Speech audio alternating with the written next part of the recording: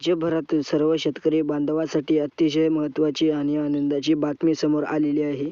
की बघा, गेल्या अनेक दिवसापासून ज्या पैशाची आपण सार्वजनिक खूप आतुरतेने वाट पाहत आहोत, तो पीक विमा अखेर तुमच्या बँक खात्यात जमा होणार आहे.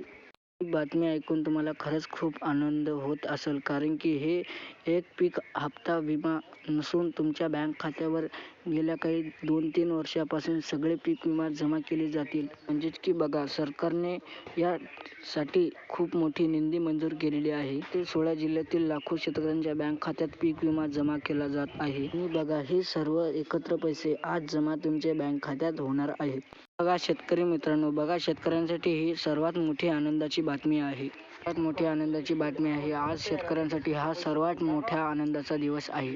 या शेतकऱ्यांनी बघा, महाराष्ट्रात बँक किंवा स्टेट बँक या 2 बँक खात्यावर आता बघा मोबाईलवर पैसे जमा झाले. SMS सुरुवात झालेली आहे, कारण की तुमच्या या 2 बँकमध्ये पैसे जमा झालेले आहेत. SMS सुरू झाला आहे. की बघा, आज खात्यामध्ये सर्व पीक विमा जमा होणार आहे. बघा शेतकरी मित्रांनो, सरकारने जारी केल्यानुसार प्रत्येक शेतकऱ्याला हेक्टर 45,000 रुपये व तसेच 900 रुपयेपर्यंत मोठी मदत आज खात्यात जमा होत आहे. आतापर्यंत वस्तुस्थिती पहा की कोणत्या पिकाला किती पैसे मिळणार आहेत ते जाणून घेऊया. जारी केलेल्या असून त्या प्रत्येक पिकाचे पैसे आज खात्यामध्ये जमा होत आहेत. तर तुमचे भात पीक विमा असेल तर तुम्हाला हेक्टर 50,000 रुपये ते 61,000 रुपयाचे पीक विमा खात्यामध्ये जमा होत आहे.